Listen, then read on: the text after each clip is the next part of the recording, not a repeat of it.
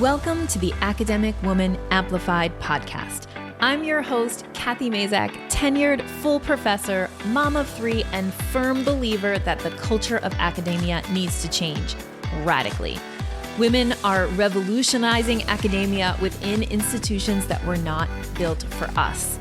If you're ready to reject the culture of overwork, kick guilt and overwhelm to the curb, and amplify your voice to make a real impact on your field without breaking down or burning out, you're in the right place.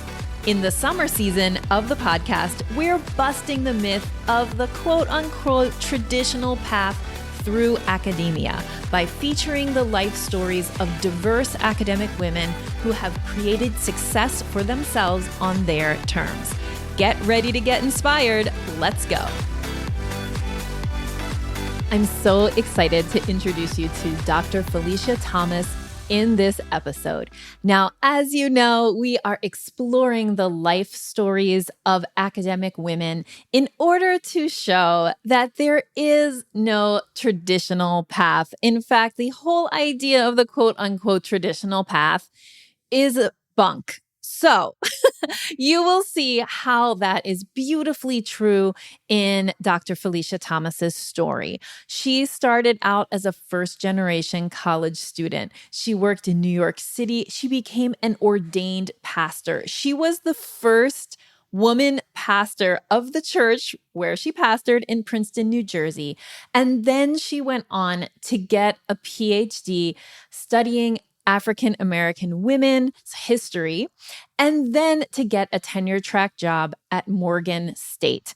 Now, you are going to love listening to Felicia's story, and you will see how it is absolutely not traditional, but also absolutely perfect. I hope you enjoy this episode. My name is Felicia Thomas, Felicia Y, like yellow, Thomas. Yvonne is my middle name. My pronouns are she, her, and hers. I am assistant professor of history at Morgan State University. And my field of specialization is African American women's history. So I study Black women in Massachusetts in the 18th century. Wonderful.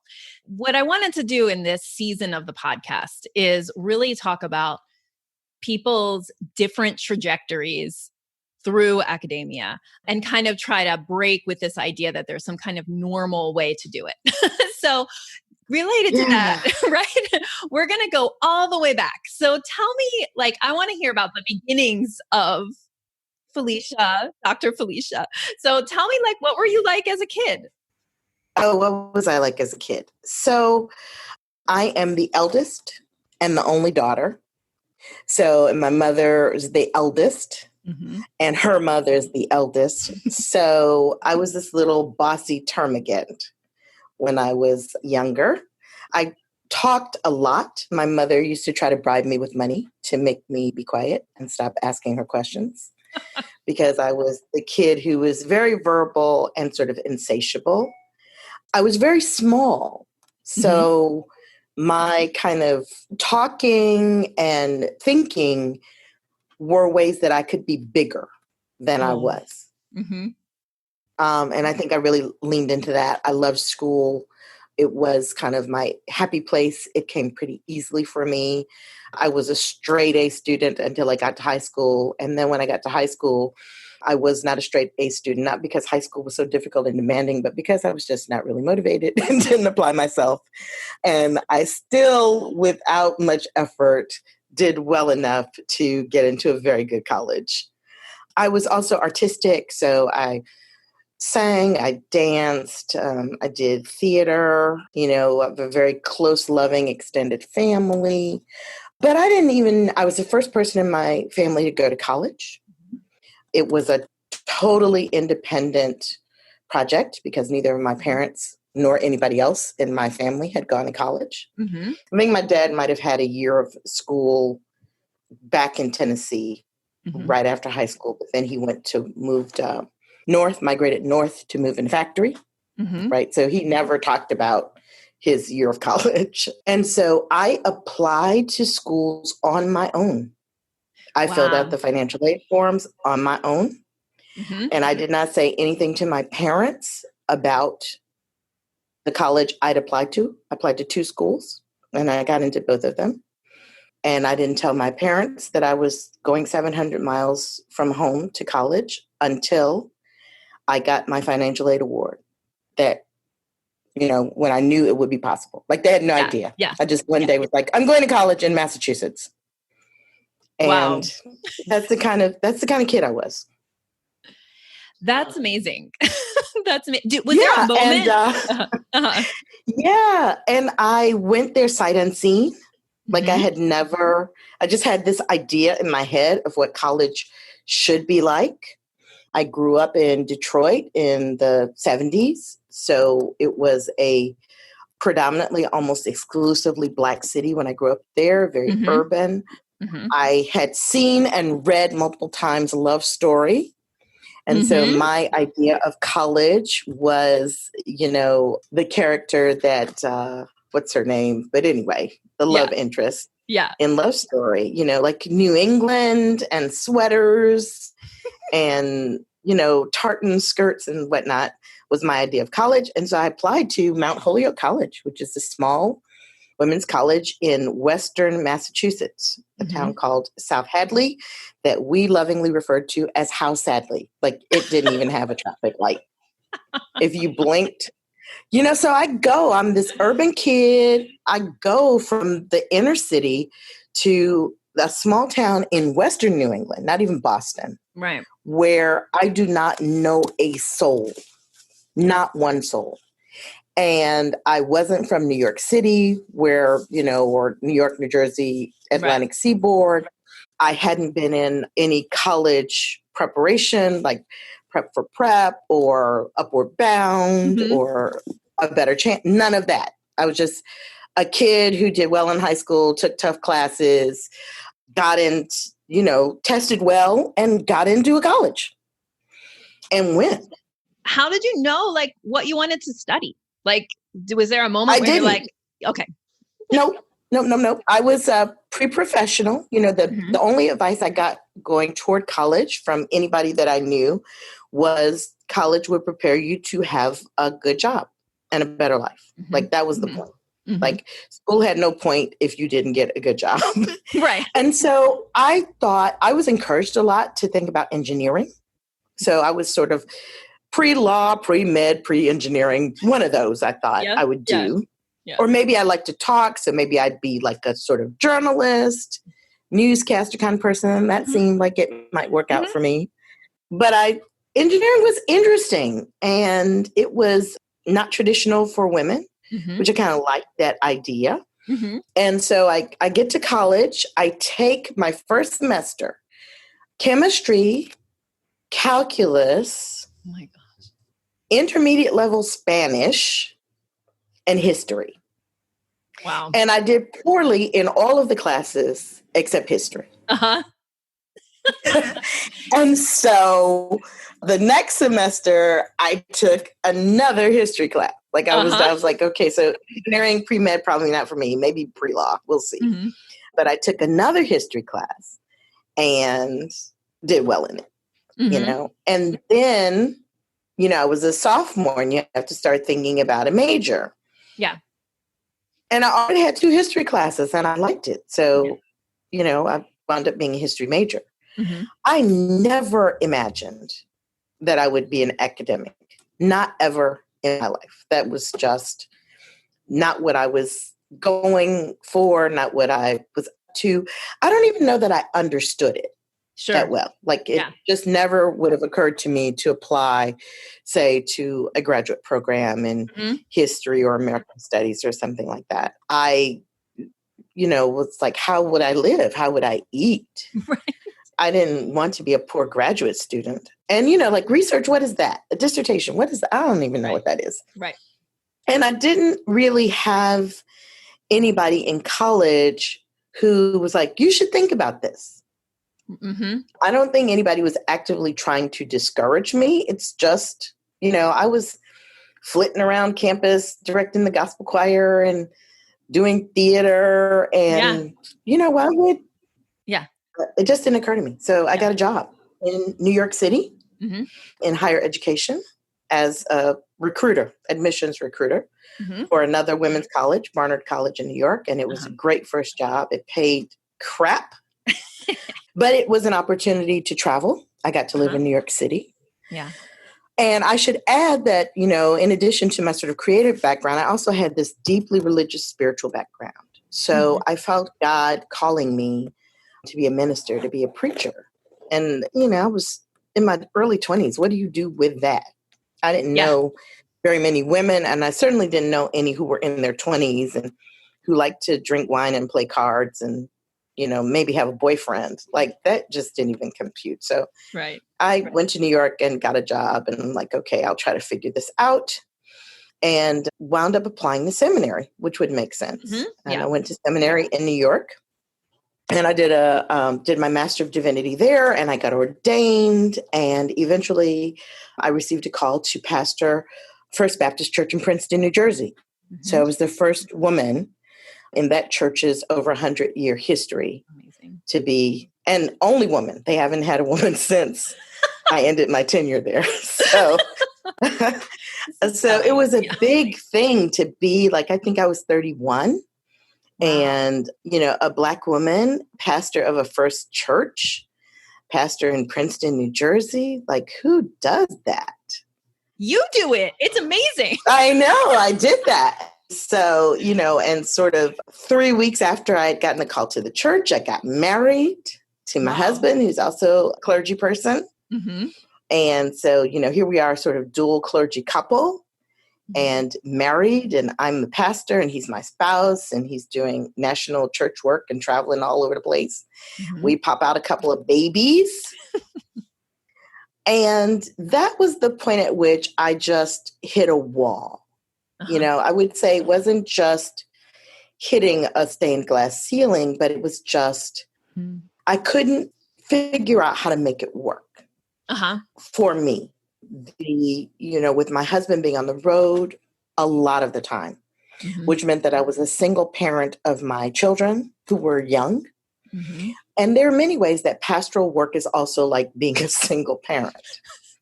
Meaning that people entrust you in a way that is, it's extraordinary. And it's a great gift to be entrusted with people's lives, to be there at all of the really incredible, important moments. Like births and deaths and marriages and that sort of thing. And that was remarkable. And it was a great gift. But to be doing that with two small children, and I nursed both my children. Both of my children were premature, you know, and my husband was on the road, and congregations, like families, you know, can be conflict laden. Like, I felt like I was leading this church that had decades of deep conflict. And that sort of what it took out of me to do that job was not kind of coming back to me from the job.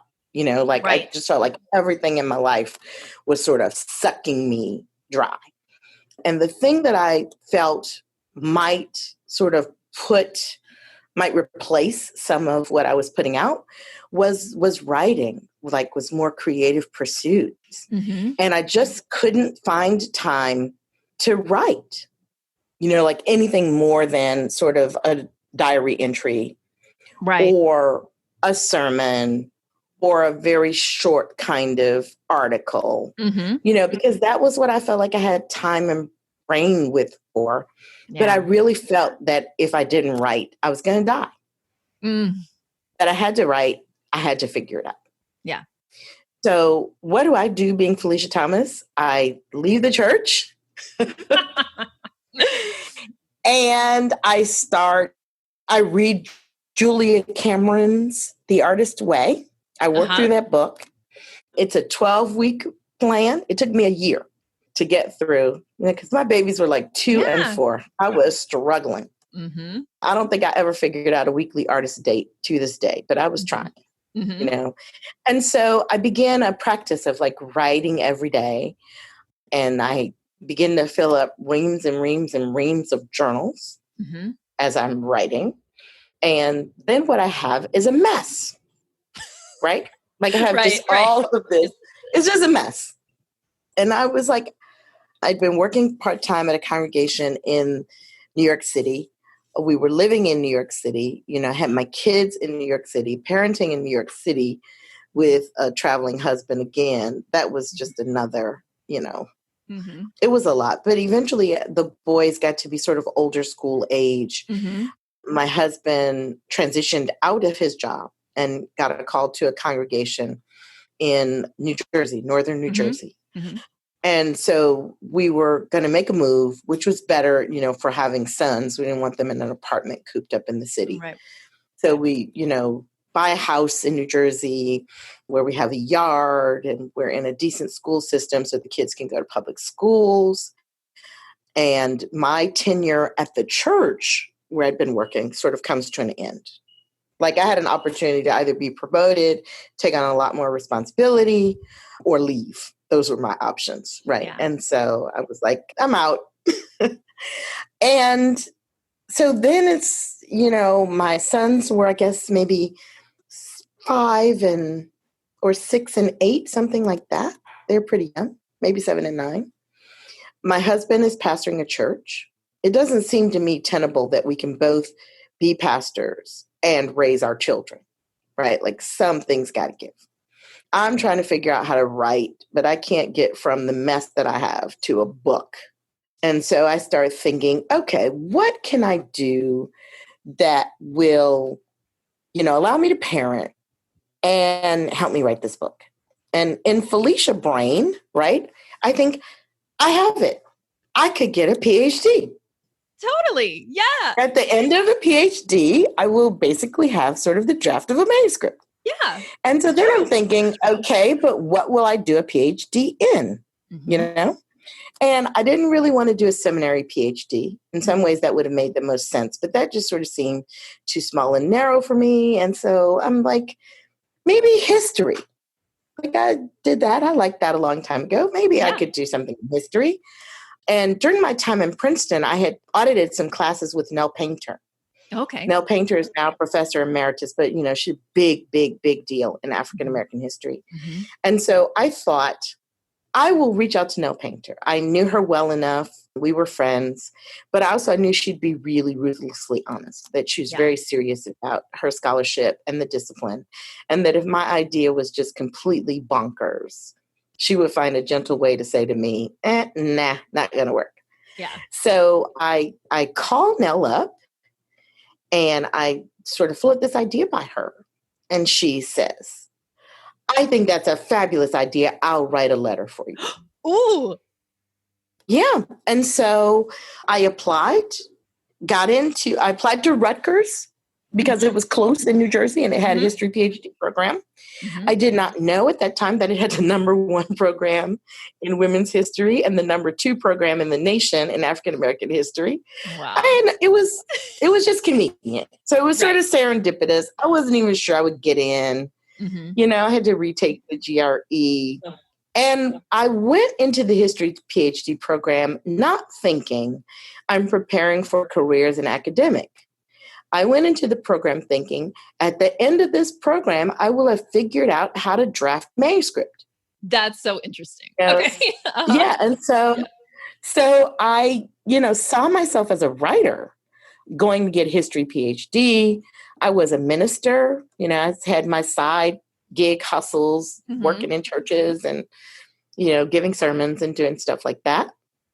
I had 2 kids and a husband who was a pastor and a house and a mortgage. So I was commuting to campus. Mm-hmm. And what I found was that for the first time in my life since I was a kid, I actually loved school. Ooh. Right? Like I didn't have any of the ambivalence that I had when I was an undergraduate or even when I was in seminary, where I felt like, this is just a gate that I have to pass through, a gauntlet that I have to run to get to this next thing. Mm-hmm. I found that I loved reading and I loved writing and I loved talking about ideas and I loved going to classes and it was great to be on a campus. Mm-hmm. It was immersive. Yeah. And I did really well, not because I was chasing a grade or because I was going anywhere, but just because I could. I sort of Yeah. told myself, this is probably the very last time I will be going to school ever in my life. Let's make it count. Let's just enjoy it and get everything that I can get out of it. Mm-hmm. So that was how I wound up in a PhD program. But as I said, never, ever thinking that I would be on someone's faculty somewhere. That was just not where I was headed. I thought, maybe I will go back into pastoral ministry. Maybe I will do higher ed administration, which I had done. And, with a PhD, I could have a pretty high rank. But I'll write. That's the big thing that I'll do is I'll write something. I'll figure something out. And so I did. It took me I thought it would take me 4 years. I had 5 years of funding. I'm like, I'm going to do this in 4 years. I was so haughty and cocky and just out of my head. And of course, it took me 9 years. Yeah. With those little kids and stuff. I had kids and stuff, but also because the project that I wanted to write, everyone told me couldn't be done. And what was the project? So I wanted to write about African American women and freedom. And I wanted to go as far back as I could. Like just, how far back could I get? And I wound up writing about Black women in Massachusetts in the 1700s, right? But to say that there's a paucity of sources would be an understatement. Even though there is much more scholarship now than there was, there is still, the scholarship is limited. We don't have the sort of deep, expansive secondary history of Black women and slavery in the North that I could draw from. So I'm sort of writing the history that I needed to have to write the history I wanted to write. Wow. Yeah. It was, I was limited because I couldn't just say, I'm going to get a fellowship and take 2 years to go somewhere and do research. Not so much with kids who are, I wasn't willing to try to figure out uprooting my kids so that I could do an extended research project. That just didn't, whatever I would gain from it wasn't going to enhance our lives that much as a family. And it would be very disruptive. So I had to kind of bootleg and figure out how we do research in summers or during breaks, a week at a time here, research a bit, write a bit. Thankfully, many sources were digitized. So I could take advantage of a huge sort of primary source databases and so on and so forth that were available on the internet. So I didn't have to, I just had to find another way. Yeah. Yeah. And the great thing about going back to school when you're 40 something is that what you may lack in quickness, you more than make up for in confidence, right? Yes. Which is that that you can find a way. That if there's a way to be found, you will figure it out. It might take a little longer, might not be pretty. But that's what I did, was just to figure out how to write this particular project that I wanted to write. And to face, the thing about writing, and I don't feel like I'm a person who struggles so much with being blocked, but I do facing that blank screen, right? And validating that what I think matters. Yeah. Right? Just being willing to sit there and to not just encounter and think my own thoughts, but actually to put them out there. Yeah. And to work them and rework them. Oh my goodness. That just took forever. Many was the day when I would sit at the computer and be crying and praying, just sort of working through and start out with writing. I hate this. I am so stupid. I don't know what made me think I could do this. Whining on and on and on for pages and pages until finally, you clear out all the gunk and you get some. And so that was very much my process. I had as my dissertation advisor a woman who is an extraordinary scholar. Like just an extraordinary scholar, role model in that way, but not much interested in mentoring at all. Okay. And there were many ways that in terms of age and things like that, I was her peer. So I'm not sure she knew what to do with me. Yeah. And I don't know that she wanted really to do anything with me. You know, she was the kind of person that's like, getting a PhD is about you figuring this out. So figure it out. And when you think you have it figured out, come talk to me. Yeah. And I will tell you, well, no, you need to figure this out. And then you'll go figure that out. Well, that was also a burden. Yeah. Yeah. To say the least. And eventually I figured out that it was my responsibility to find the support I needed. Even if I didn't really know what that was, it was my responsibility to figure it out. She was absolutely right. And it took me a while, but I had the great benefit of 2 colleagues in the PhD program with whom I'm still very close friends. Yeah. And they are my deepest sort of sister colleagues, one of whom was like me, older woman who went back to do a PhD, had 4 daughters that she put through college. Wow. While we were, I know, just crazy, while we were in graduate school. And she was like a year, she started the year before me. And then there's another woman who was actually straight out of Yale undergraduate. So there were the 2 old ladies and the baby, right? And we just made fast friends and a writing group, and ride or die. We were ride or die. And without them, I don't think I would have finished my PhD. Like, I was the last one, and they were literally dragging me. Because as everyone says, by the time you get to the end to defend a dissertation, you are sick of it. You are sick of the process. You are just, I was just done. There was nothing left. By the time I got to my defense, I didn't even really care. Right. I just thought, even if I don't, if I don't pass this defense, it's okay, because I'll be done. Either way, I'll be done with this. And as I said, literally, they dragged me. They're like, we're not done until we're all done. You have to finish. Wow. And one of them was there in the room with me taking notes at the defense, thank God, because I don't remember. My defense was like, wah, wah, wah, wah, wah, wah. And I didn't, the best, from a student's perspective in a certain way, the best defense you can have, right, is I had 5 of the smartest people in my field in terms of early American, African-American history of slavery, like 5 of the smartest people in the world in the room looking at my work.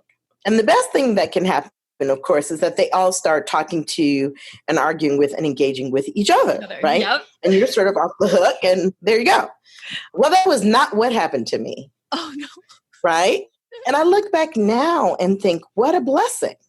Because here were these very smart, very accomplished people who are experts in the field, who were so interested in my work. And they just grilled me. I couldn't even keep up. I couldn't talk fast enough. And I just kept thinking, just don't say anything wrong. Just don't say anything wrong. If nothing else, you can rely on the chronology. You know the chronology. So if you don't know what else to say, just run down the chronology. Don't say anything wrong. Don't say anything controversial. If you do, you will never get out of here. And my defense was on April Fool's Day. Oh my gosh. I know. You can imagine. And I just thought, they're going to play a joke on me. Like, either way. They're either going to tell me that I was successful when I wasn't, or they're going to be like, we're so sorry you didn't pass. Oh God. But I did, so I defended. And by that time, several things had happened. One, my father died, which was of cancer, very quickly. And I was so deep into PhD dissertation hell that it was just the grace of God that I managed to get to see him before he died. Because I kept putting off. I knew he was sick, but I wanted to go when I could actually spend some time with him. And I just couldn't, like, I got a TA ship at the last minute. there was crazy stuff going on at home, and I had to get my research done and, all of this kind of stuff. And so I could never quite find that week. Right.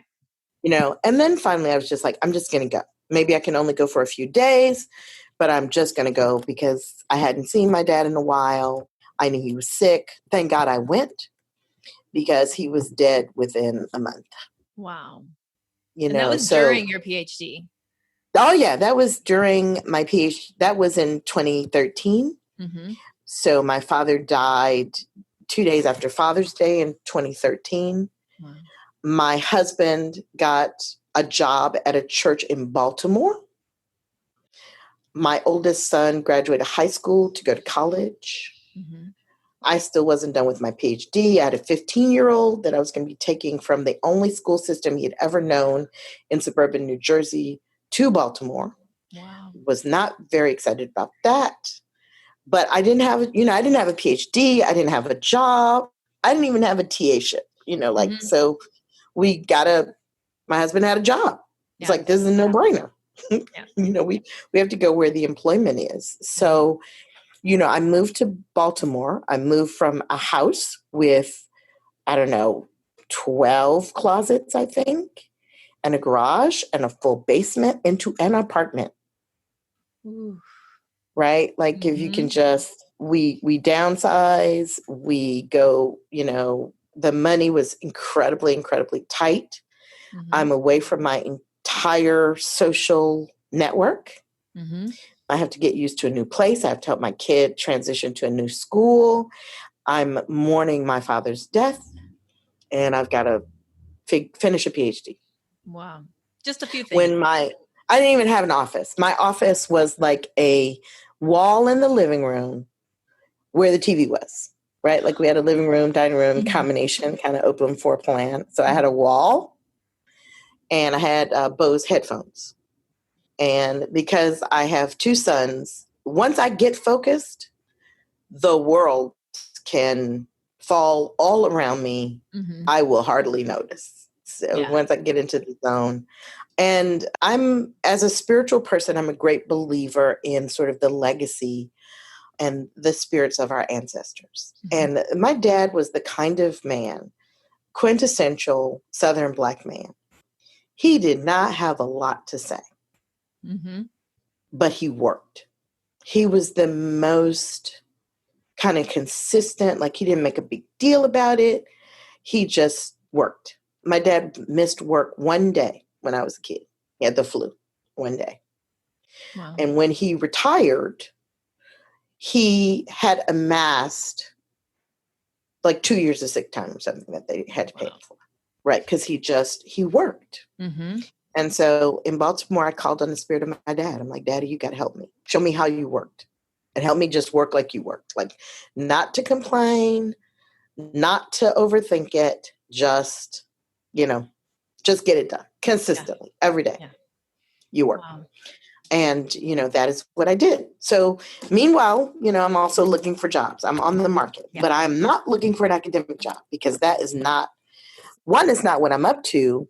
The market is totally glutted with PhDs. Mm-hmm.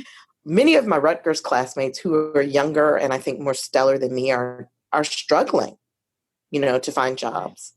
I wind up in a part of the country that's the hardest place kind of to be. It's where everybody wants to be. Mm-hmm. So when their positions open, everyone's applying for them. So I'm not thinking I'm going to get a job. I'm applying for congregations. I'm applying for administrative positions. I'm getting nothing. I can't kill anything. Nothing will die. I finally get an adjunct position at the last minute at Loyola here in Baltimore. They had a faculty member got a fellowship at the last minute. They needed someone to cover their U.S. History Survey course. And so I go to teach U.S. History at Loyola. And I do that for 2 semesters. And then he comes back. I don't have a job. Then I find out about that the University of Maryland Global Campus, which is the University of Maryland's online college, is looking for someone to teach African American studies. So why not? What else am I doing? I apply for that. And I get that. And so I'm adjunct teaching this one class online. I learned how to teach online. Yeah. Yeah. And that's kind of interesting. I'm teaching African American studies, which was fun. And let me add, I got both of these jobs because the youngin in our Rutgers writing group would send me these announcements. Right? Like I wasn't even on any of the list to find out when jobs are opening. Right. And she would, I'd get an email from her that says, I saw this and I thought of you. You should apply. Have you seen this? So, here are 2 positions that I've gotten because of a colleague in my writing group who's looking out for me. And then a job comes open at Morgan State for a full-time lecturer.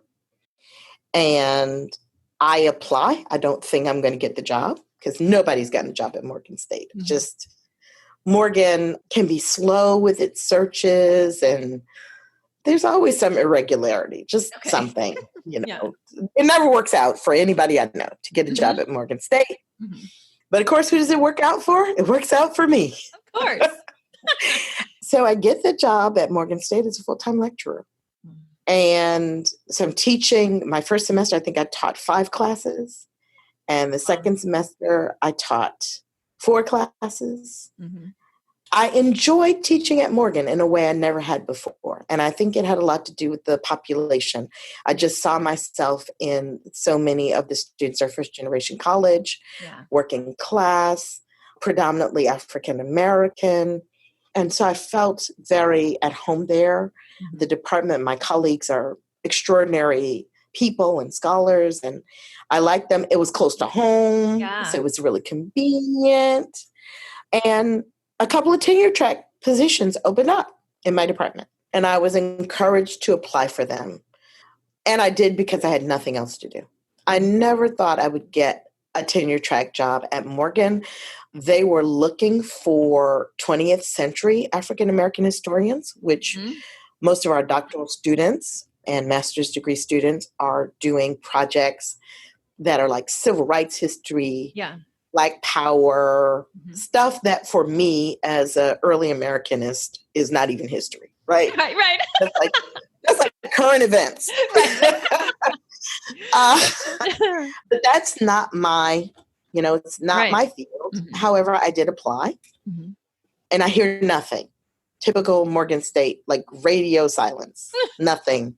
My chair sauntered by the office one day and she says to me, you probably won't hear from me for a long time, but don't assume nothing is happening. When there's something to tell you, I'll tell you kind of thing. Okay. So we get through the semester, no job, no renewal of my contract. Ooh. Right? So I'm going to be out of a job. And without boring you with all the details, suffice it to say, I wandered by the office one day and I talked to the assistant. Be nice to the assistants in the office. The assistants know everything. Yes. And they will help you if you are nice to them. So I go by the office and I see the assistant and I ask her very nicely, I say, Miss Nibbs, do you have any idea when I might hear whether or not my contract will be renewed? And she says to me, oh, Dr. Thomas, you would have heard before now. And I'm just thinking, oh, shoot, I don't have a job. And she says, but Dr. Palmer put your name in for a tenure-track line. And we're waiting for the dean's signature. That's how I found out. Wow. There were no trumpets and congrats, here's your thing. Nothing. I'm sitting there in the office and I'm just thinking, okay, so what does this mean exactly? And then I have to do this dance, because I decide the next day I'll go to the office again and hang out in the hopes that the chair who had to pass my office to get to her office will pass by and that I will get to talk to her. Right. Yeah. Wow. And that she might confirm for me that this is really real or, Yeah. She does indeed pass by. And she, she sort of says, well, I put your name in. I don't know. We'll see. Because she was like, we have the line. We have the pen. I don't want to lose it. You're qualified. You are doing the work, Yeah. And there I am. So that's how I got my job at Morgan State University. And now I am on the almost the fourth year, tenure-track. So in a pre-COVID world, I would be going up for tenure in September. Thankfully, we have the option of a 1-year extension. My first article is maybe out even now. I should check. Yeah. But I was doing galley proofs last week. Yeah, like final, the whole process. Took almost 4 years from the time that I first submitted that article to publication. Oh my goodness. In history, it is history by the time you get something published. Yes. It is. And it helps me to understand why my chair was like, don't bother with articles, just work on the manuscript. Yeah. And the manuscript is the standard in our field. So I have a revised draft of my dissertation ready to go, and proposals, with publishers who've shown some interest. And I just started working on a new article that I'm very excited about, which is looking at the 1721 smallpox epidemic in Boston. Oh, so good. Maybe that one will get published, in a few. Maybe. Like a little on a speedy timeline, quote unquote. Yeah, on a speedier. It'll be 2 years. Yeah, so that's my story, and I'm sticking to it. Wow, so exciting.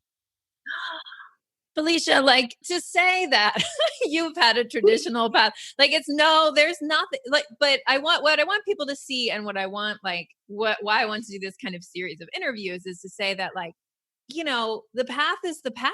Like, it's what it is. And in a lot of ways, like, if I was going to kind of take on a spiritual hat here, I would say it's perfect. Like, it's perfect in a lot of ways. And so I think it's just very inspiring to hear your story and how all of these things are possible, that your book is going to be out in the world. That book that you went to a PhD because you thought, I need to be an author, it's going to be in 2000, right? Like 20 years. Yeah. My only consolation is that the 20 years would have passed anyway, right? So the 20 years could have passed, and I could be just as far from a manuscript as I was 20 years ago.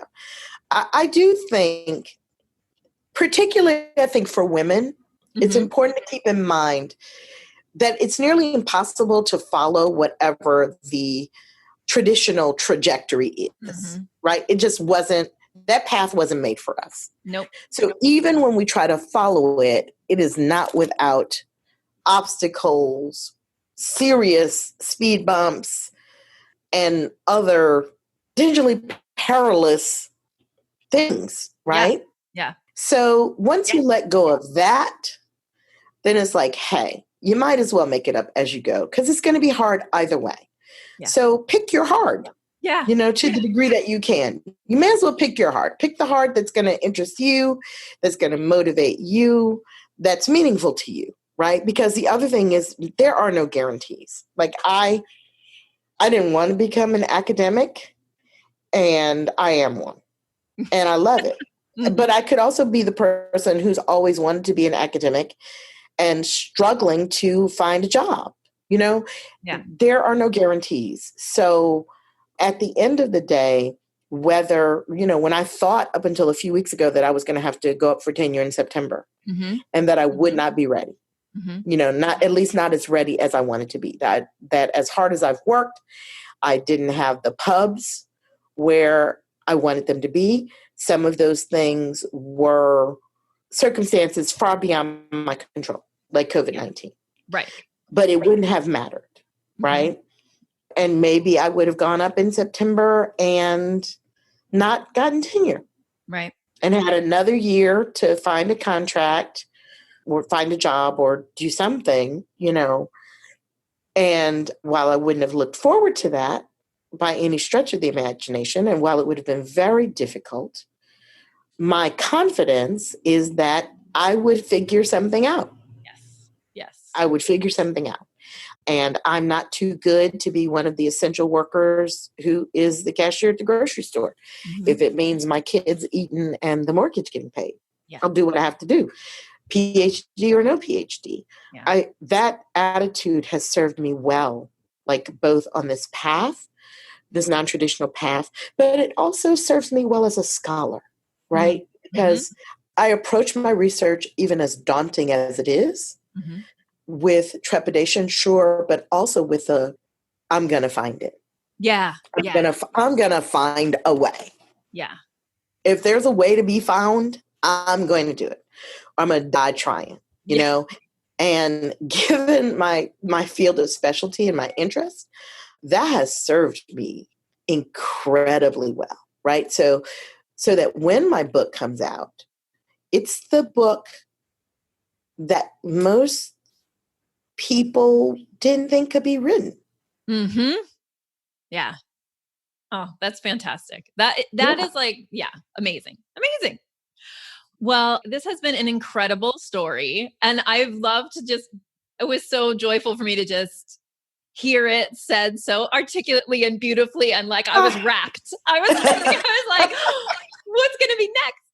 Even though I knew the main plot points and I still was like, when is this going to go next? So, oh man, they are the side stories, someday over wine. Right? Yes. Oh, yeah. And with more time and in person and all those things. So thank you so much. Thank you for spending your valuable time investing in yourself and your career by listening to this episode. If you'd like to continue the conversation, join the over 13,000 academic women and non-men folks in the I Should Be Writing Facebook group. Just go to facebook.com/groups/I Should Be Writing or search for I Should Be Writing inside your Facebook app. See you inside.